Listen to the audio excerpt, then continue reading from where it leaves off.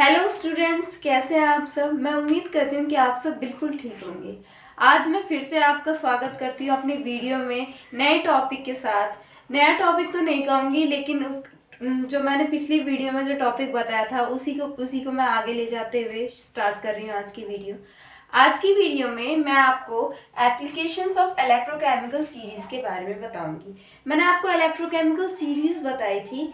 ऐसी सीरीज होती है जिसमें क्या होती है, रिएक्टिव, हमें पता चल जाता है रिड्यूसिंग, मतलब रिडक्शन कैसे हो रहा है। एक सीरीज होती है एलिमेंट्स की on the basis of their reactivity, उसे हम कहते हैं इलेक्ट्रोकेमिकल सीरीज। इलेक्ट्रोकेमिकल सीरीज की एप्लीकेशंस में सबसे पहले आपको दिख रहा है कि ये ऑक्सीडाइजिंग और रिड्यूसिंग स्ट्रेंथ को बताता है। कैसे कि इस सीरीज में इलेक्ट्रोकेमिकल सीरीज क्या होती है, स्पेशली मैंने आपको बताया था कि उसमें क्या होती है कि एलिमेंट्स को आप अरेंज करते हो, इस तरीके से अरेंज करते हो कि आपको पता चल रहा है कि किसकी रिएक्टिविटी ज़्यादा है और किसकी रिएक्टिविटी कम है। तो जब हम इलेक्ट्रोकेमिकल सीरीज को जानते हैं तब हमें ये बात भी पता चल जाती है कि उसमें ऑक्सीडाइजिंग एजेंट कैसे काम कर रहा है। ऑक्सीडाइजिंग एजेंट का काम क्या होता है, रिडक्शन करने का। तो रिडक्शन कितने अच्छे फेज से हो रहा है, कितना ज़्यादा स्ट्रेंथ से हो रहा है या कितने वीकली हो रहा है। या फिर रिड्यूसिंग एजेंट का काम क्या होता है, ऑक्सीडेशन करने का। तो कैसे ऑक्सीडेशन ज़्यादा हो रहा है, कैसे ऑक्सीडेशन कम हो रहा है, उसकी दोनों की स्ट्रेंथ को, ऑक्सीडाइजिंग एजेंट और रिड्यूसिंग एजेंट दोनों की स्ट्रेंथ को रिलेट कर सकते हैं हम कि दोनों की स्ट्रेंथ में से किसकी ज़्यादा किसकी कम है। तो ये हो गया फर्स्ट पॉइंट आपका कि it helps to predict the relative strength of oxidising agent and reducing agent. Next आपके पास है ईएमएफ। आप इलेक्ट्रोकेमिकल सीरीज में जब आप जाते हो तो आपको ये बात पता चलती है कि आपको हर एक एलिमेंट के इलेक्ट्रोड पोटेंशियल पता चलता है। और जब हम इलेक्ट्रोड पोटेंशियल पता कर लेते हैं तो हमारे पास ई नॉट की वैल्यू आ जाती है, क्योंकि ई नॉट क्या होता है, E naught of cathode minus E naught of anode. Cathode पर जो एलिमेंट है उसका ई नॉट पता चल जाए और जो एनोड पे एलिमेंट है उसका अगर ई नॉट पता चल जाए तो आप ई नॉट ऑफ सेल या फिर इलेक्ट्रोमोटिव फोर्स निकाल सकते हो। तो ये तो था कि आप ईएमएफ कैलकुलेट कर सकते हो। इसके साथ साथ जब आप ईएमएफ कैलकुलेट करते हो, जैसे आपने ई नॉट की वैल्यू प्रिडिक्ट की, तो आप उसके साथ फिजिबिलिटी और नॉन फिजिबिलिटी मीन्स आप फिजिबिलिटी के बारे में भी पता लगा सकते हैं। कैसे कि जैसे आपने ई नॉट निकाल लिया, आपका या तो ई नॉट पॉजिटिव आएगा या फिर आपका ई नॉट क्या आएगा, नेगेटिव आएगा। अगर आपका ई नॉट पॉजिटिव आता है then you can say the reaction is feasible in nature. Feasibility को आप स्पॉन्टेनियस भी कह सकते हो। स्पॉन्टेनियस मैंने आपको बताया जो अपने आप क्या हो जाती है, इनिशिएट हो जाती है और क्या प्रोसेस में आती है, तो ये फिजिबल होगा। और अगर ई नॉट आपकी नेगेटिव आ जाती है then you will say that the reaction is non feasible in nature. In short आप ये कह सकते हैं electrochemical series helps to predict the feasibility of a given reaction. ये थी आपकी सेकंड पॉइंट। थर्ड पॉइंट में ऑक्सीडाइजिंग पावर और रिड्यूसिंग पावर के बारे में बताता है। कैसे कि जैसे मान लीजिए आपकी मैंने एक सीरीज ली है, ये मैंने एलिमेंट नहीं लिया, ये मैंने सिर्फ सिंबल से ऐसे ही सिर्फ आपको एक समझाने के लिए एज एन एग्जाम्पल लिया है। ये दोनों पॉइंट आपको इससे क्लियर हो जाएंगे जो मैं आपको बताने वाली हूँ उसमें। जब आप ऊपर होते हो सीरीज में तो आपकी जो वैल्यू रहती है ई नॉट की, जिसे आप इलेक्ट्रोड पोटेंशियल कहते हो या फिर मैं कहूँ SEP स्टैंडर्ड इलेक्ट्रोड पोटेंशियल, वो यहाँ पर पॉजिटिव होती है। लेकिन जब हम नीचे जाते हैं, जैसे जैसे हम नीचे चले जाते हैं, आप ऐसे याद करो जब आप गहराई में नीचे जाते हो तो क्या होती है, डिक्रीज होता है एक, मतलब आपकी हाइट डिक्रीज होती है। तो इसी केस में रिएक्टिविटी सीरीज में भी ई नॉट की वैल्यू जब हम नीचे जाते हैं तो वो नेगेटिव होती चली जाती है। कैसे नेगेटिव होती है, ऊपर जब हम रहते हैं तो क्या होता है, ऑक्सीडाइजिंग एजेंट की पावर अच्छी रहती है। मतलब क्या रहता है कि रिडक्शन बहुत ही ईजियर होता है जब हम ऊपर होते हैं। लेकिन जैसे ही हम सीरीज में नीचे जाते हैं तो क्या होता है कि जो रिडक्शन है वो घटता चला जाता है, वो रिड्यूस होता चला जा रहा है। मतलब ऑक्सीडाइजिंग पावर क्या हो रही है, रिड्यूस हो रही है। जब आप कहाँ से जा रहे हो, ऊपर से नीचे आप सीरीज में जाते हो तब। तो जब इससे मैं ये प्रिडिक्ट कर सकती हूँ जो ऑक्सीडाइजिंग पावर है वो डाउन द सीरीज क्या हो जाती है, डिक्रीज हो जाती है। ये बात आपको क्लियर हो गई होगी। या फिर आप इसको ऐसे याद कर लो कि जैसे आप जितनी पॉजिटिव वैल्यू आपकी रहेगी एसईपी की, एसईपी मतलब होता है स्टैंडर्ड इलेक्ट्रोड पोटेंशियल, उतना आपका रिडक्शन आसानी से होगा। अगर आपका रिडक्शन आसानी से हो रहा है तो उतनी आपकी ऑक्सीडाइजिंग पावर होगी। और ऊपर आपका रिडक्शन आसानी से होता है, लेकिन जब आप नीचे जाते हो तो वो रिडक्शन कम हो जाती है, और रिडक्शन कम होती है तो मतलब ऑक्सीडाइजिंग पावर डिक्रीज होती चली जाती है। तो ये तो था ऑक्सीडाइजिंग पावर का। रिड्यूसिंग पावर का उल्टा केस होता है। रिड्यूसिंग पावर में जब हम नीचे जाते हैं तो हमारी वैल्यू क्या हो जाती है, नेगेटिव में आती है। ई नॉट की वैल्यू या फिर स्टैंडर्ड इलेक्ट्रोड पोटेंशियल की वैल्यू नेगेटिव होती चली जाती है। और जितनी ज़्यादा वो नेगेटिव होती चली जाती है, आपका ऑक्सीडेशन आसानी से होता है। ऑक्सीडेशन पता होता है, लॉस ऑफ इलेक्ट्रॉन, आप ऐसे याद कर सकते हो, loss of electron down the group क्या हो जाता है, बढ़ जाता है, साइज बढ़ जाता है एटम का।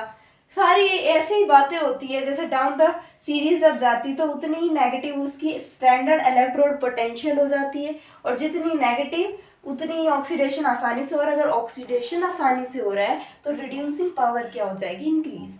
मतलब reducing power down the series क्या होती है, इंक्रीज होती है। तो ये थी आपकी 4 एप्लीकेशंस।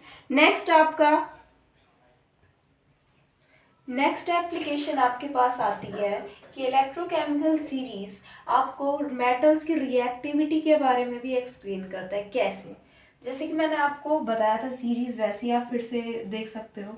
ये आपके पास मान लीजिए इलेक्ट्रोकेमिकल सीरीज दे रखी है। इस इलेक्ट्रोकेमिकल सीरीज में आपको मैंने ये बताया था कि जब हम डाउन द सीरीज जाते हैं तो वैल्यू नेगेटिव आती जाती है, और ऑक्सीडेशन क्या हो जाता है, फास्ट हो जाता है। ऑक्सीडेशन उतनी ही आसानी से होता है। तो आप बताइए ऑक्सीडेशन क्या होता है, लॉस ऑफ इलेक्ट्रॉन। मतलब जब आप डाउन द सीरीज जाओगे तो जो मेटल है आपका या फिर एलिमेंट जो है वो आसानी से क्या करेगा, इलेक्ट्रॉन लूज करेगा।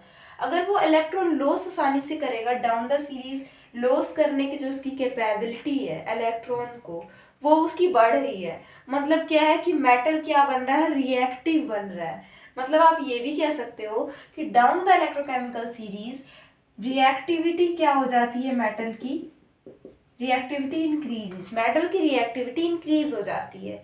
सेकेंड थिंग, आप इसको इस तरीके से भी समझ सकते हैं कि डाउन द सीरीज जब हम जाते हैं तो हमारी स्टैंडर्ड इलेक्ट्रोड पोटेंशियल की वैल्यू नेगेटिव आ जाती है, और जितनी नेगेटिव वैल्यू आती है उतना ही ज़्यादा आपका मेटल क्या होता है, रिएक्टिव होता है। तो ये था आपका कि कैसे ये रिएक्ट क्या करता है, कंपेयर करता है मेटल्स की रिएक्टिविटी को। नेक्स्ट आपके पास आता है कि आपको इलेक्ट्रिकल केमिकल सीरीज ये भी बताएगा कि आपके पास मान लीजिए आपके पास कोई एक रिएक्शन है, उसमें आपका हाइड्रोजन दे रखा है, तो आप ये पता लगा सकते हैं कि कोई मेटल हाइड्रोजन को डिस्प्लेस कर रहा है या नहीं। अब आप बताइए जो डिस्प्लेसमेंट है वो कब होता है किसी भी मेटल का। कोई भी मेटल हम लेते हैं, मान लीजिए आपका ये मेटल है, कुछ भी आपके पास ये मेटल है, ये आपकी रिएक्शन है। तो ये जो इन दोनों का डिस्प्लेसमेंट जो होता है, डिस्प्लेसमेंट कब होता है कि कोई ज़्यादा रिएक्टिव मेटल कम रिएक्टिव मेटल को डिस्प्लेस कर देता है। अगर ये बी रिएक्टिव ज़्यादा है एक्स के कंपैरिजन, तो यहाँ डिस्प्लेसमेंट रिएक्शन हो जाएगी और आपके पास ये बन जाएगा। वैसे ही अगर कोई एलिमेंट हाइड्रोजन से ज़्यादा रिएक्टिव है तो हाइड्रोजन को वो आसानी से क्या कर देगा, डिस्प्लेस कर देगा। इसका मतलब ये कि जो आपके पास अब रिएक्टिव ज़्यादा कौन होगा, जिसकी एसईपी की वैल्यू क्या होगी, नेगेटिव होगी। मतलब स्टैंडर्ड इलेक्ट्रोड पोटेंशियल की वैल्यू अगर किसी मेटल की नेगेटिव है तो वो हाइड्रोजन को डिस्प्लेस करेगा, और अगर उसकी वैल्यू नेगेटिव नहीं पॉजिटिव है तब वो हाइड्रोजन को डिस्प्लेस नहीं करेगा। तो ये था कि हाइड्रोजन डिस्प्लेस हो सकता है किसी रिएक्शन में या नहीं हो सकता, वो हम मेटल से पता लगा लेते हैं कि मेटल की रिएक्टिविटी कैसी है। ये थी आपकी सेकंड थिंग। यहाँ पर आपकी एप्लीकेशन ऑफ इलेक्ट्रोकेमिकल सीरीज खत्म हो जाती है। उसके बाद हम नया टॉपिक स्टार्ट कर रहे हैं, Nernst equation. Nernst equation most important equation है, बिकॉज इसके ऊपर आपके न्यूमेरिकल्स आते हैं कि न्यूमेरिकल्स मतलब आपको वैल्यू दे रखी होती है और आपको पुट करनी होती है, उसके लिए आपको नर्नेस्ट इक्वेशन जाननी होगी। नर्नेस्ट इक्वेशन कोई भी ऐसी इक्वेशन होती है जो ईएमएफ और इलेक्ट्रोड पोटेंशियल को रिलेट करे कंसंट्रेशन, टेम्परेचर एंड प्रेशर के साथ।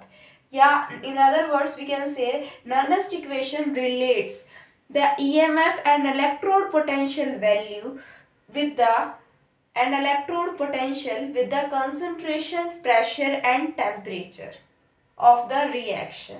कैसे? आपके पास नर्नस्ट इक्वेशन ये होती है, कैसे लिखते हैं हम इसको? E of cell is equals to electrode potential E naught of cell, जो आप ई नॉट निकालते हो वो माइनस 2.303 आर टी। आर यहाँ पे क्या होता है? Universal gas constant. और यहाँ टेम्परेचर, आप यहाँ देख रहे हैं कि आपकी इस इक्वेशन में टेम्परेचर की भी टर्म आती है, आपकी ई नॉट की भी टर्म आ रही है, आपकी ई सेल की भी आ रही है, आपकी इसमें कंसंट्रेशन, ये क्या होती है? कंसंट्रेशन किसकी? Concentration of reactant with respect to concentration of product. Concentration हो गई ये, यहाँ पर आपका टेम्परेचर है और यहाँ आपकी ई सेल। मतलब आपके इस इक्वेशन में आप देख रहे हैं कि नर्नस्ट इक्वेशन की जो डेफिनेशन है वो क्लैरिफाई हो रही है, कैसे कि पूरा रिलेशन दिया हुआ है कि कैसे ई नॉट रिलेट कर रहा है, टेम्परेचर रिलेट कर रहा है और कंसंट्रेशन रिलेट कर रहा है आपके रिएक्शन के साथ। इस इक्वेशन को जब हम और अच्छे से सॉल्व करेंगे, जब आप आर क्या होता है? यूनिवर्सल गैस कांस्टेंट, जिसकी वैल्यू समथिंग 0.0821 समथिंग होती है, वो वैल्यू अगर आप यहाँ रखो और टी टेम्परेचर आपके पास अगर 273 केल्विन स्टैंडर्ड होगा, तब आप इसको जब सॉल्व करते हो तो आपके पास ये इक्वेशन आती है। एफ होता है फैराडे नंबर होता है ये 96500 समथिंग इसकी वैल्यू होती है, वो रखेंगे अगर आप तो आपके पास ये इक्वेशन आएगी। क्योंकि क्वेश्चन ये भी आ सकता है कि आपको कंसंट्रेशन दे दी और ये वाली जो इक्वेशन है, ये वाला जो आपका न्यूमेरिक मतलब ये वाली इक्वेशन ज़्यादा इस्तेमाल की जाती है, ज़्यादातर देखे जाते हैं न्यूमेरिकल्स को यूज़ करने में। अब मैं आपको एक एग्जांपल देती हूँ कि किस तरीके से आप नर्नस्ट इक्वेशन का यूज़ करके किसी क्वेश्चन को सॉल्व कर सकते हैं। जैसे कि आपके पास ई नॉट होना चाहिए, ई सेल, ये सब कुछ होना चाहिए। कैसे? मान लीजिए एक न्यूमेरिकल है छोटा सा, आपके पास कॉपर के बारे में दे रखा है, कॉपर की आपको निकालनी है, ई सेल निकालनी है आपको। कॉपर की रिएक्शन हुई है और उसमें कंसंट्रेशन आपके पास दे रखा है 0.01 मोलैरिटी। फिर आप सबसे पहले क्या करेंगे? आपको ये सब चीज़ें पता होनी चाहिए। ये सब चीज़ें पता होने के लिए हम पहले रिएक्शन लिखेंगे, किसकी? कॉपर की। कॉपर की रिएक्शन आपको पता होती है। कॉपर क्या करता है? कॉपर 2 पॉजिटिव 2 इलेक्ट्रॉन गेन करके कन्वर्ट हो जाता है कॉपर में, ये बात आपको पता है। और ये जो कॉपर बना है ये सॉलिड स्टेट में प्रेजेंट होता है और ये लिक्विड या एक्वस कह सकते हैं हम इसको, एक्वस स्टेट में और ये सॉलिड स्टेट में। याद रखिए जब भी आप सॉलिड स्टेट में वैल्यू रखते हैं तो सॉलिड का ज़्यादातर 1 लिया जाता है कंसंट्रेशन। तो ये आपकी रिएक्शन हो गई और इसने क्या लिया? 2 इलेक्ट्रॉन लिया है। इस इक्वेशन में आपको क्या क्या चाहिए? ई सेल आपको निकालना है, इसका तो आपको क्वेश्चन मार्क है। ई नॉट ऑफ सेल क्या होता है? E naught of cathode minus E naught of anode. अगर आपको किसी रिएक्शन में सिर्फ एक ही एलिमेंट के बारे में बता रखा है, जैसे इसमें कॉपर के बारे में, तो आप उसमें रेफरेंस इलेक्ट्रोड हाइड्रोजन को लेके चलेंगे। जैसे आपको पता है कॉपर पे क्या होता है? कॉपर कैथोड पे प्रेजेंट होता है और इस पे आपकी रिडक्शन होती है।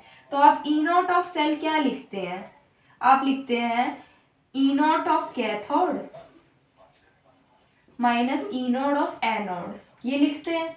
तो इसमें आपकी कैथोड पे कौन सी रिएक्शन हो रही है? कॉपर की। कॉपर क्या करता है? रिडक्शन। रिडक्शन में आपको पता होना चाहिए कॉपर की वैल्यू ज़्यादातर 0.34 ई नॉट वैल्यू कॉपर के लिए होती है।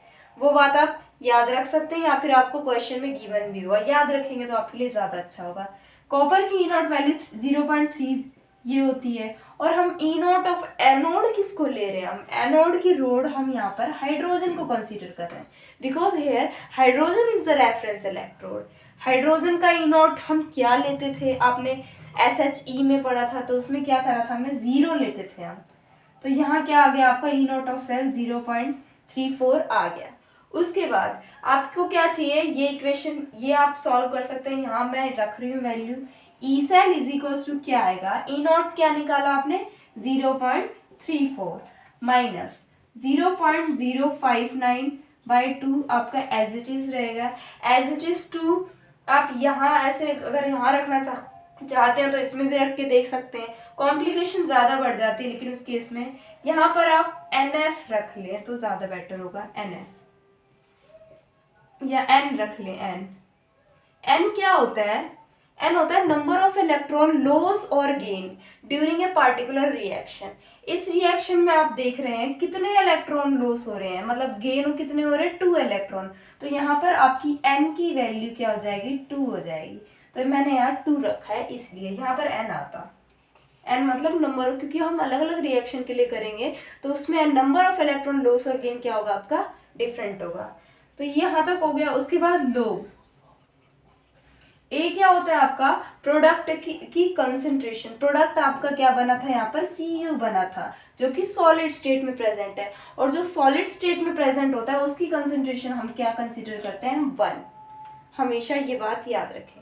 उसके बाद E0 होती है रिएक्टेंट की कंसेंट्रेशन। आपका रिएक्टेंट क्या है यहाँ पर, Cu2 पॉजिटिव, और आपको रिएक्टेंट की कंसेंट्रेशन गिवन है कितनी, 0.01 मोलैरिटी। तो मैं यहाँ रखूंगी 0.01 मोलैरिटी। अब हम इसे और अच्छे से सॉल्व कर लेते हैं। 0.03 ये आपका हो जाएगा 0.0229 ये आएगा आपका। और आप इसको कैसे लिख सकते हैं, इसको हम ऐसे भी लिख सकते हैं, 1/100 लिख सकते हैं हम इसको। और जब ये 1/100 ऊपर जाएगा तो आप क्या लिखोगे, इसको 100 आ जाएगा ऊपर, log 100। और हम log 100 को कैसे लिख सकते हैं, 0.34 माइनस 0.0295, और log 100 को हम लिख सकते हैं 10 की पावर 2। 2 zeros है तो 10 की पावर कितनी हो जाएगी, 2। और हम जानते हैं log में जब पावर होती है, अगर log दे रखा और उसके साथ कोई टर्म कांस्टेंट क्या है, 10 की पावर 2, तो ये आगे आ जाती है। तो मैं इसको आगे लिखूंगी, मैंने 2 यहाँ लिखा और log 10 हो गया। log 10 की वैल्यू हमेशा याद रखें कितनी होती है, 1 होती है। log 10 की वैल्यू आपकी 1 होगी तो ये 1 रह जाएगा। आप इसे सॉल्व कर ले और अच्छे से, ये हो जाएगा आपका 0.0, ये 5 था ना यहाँ पर,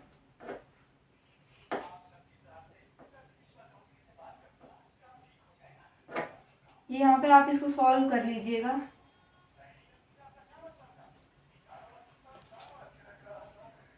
आपने यहाँ पे जब कैलकुलेशन किया तो ये log 10 1 हो गया आपका। इसको आप सॉल्व करेंगे तो आपकी ओवरऑल वैल्यू क्या आ जाएगी, 0.281। ई ऑफ सेल आपका ये आ गया। तो ये छोटा सा एग्जांपल था किस तरीके से आपको न्यूमेरिकल अटेम्प्ट करना है। आप और भी क्वेश्चन ट्राई करें ताकि आपको ये समझ में आ जाए। तो ये आपका छोटा सा टॉपिक था नर्नेस्ट इक्वेशन के ऊपर, एप्लीकेशन ऑफ इलेक्ट्रोकेमिकल सीरीज हो गया। अगला जो भी आपका टॉपिक रहेगा वो नेक्स्ट वीडियो बताएंगे। आज के लिए इतना ही, थैंक यू।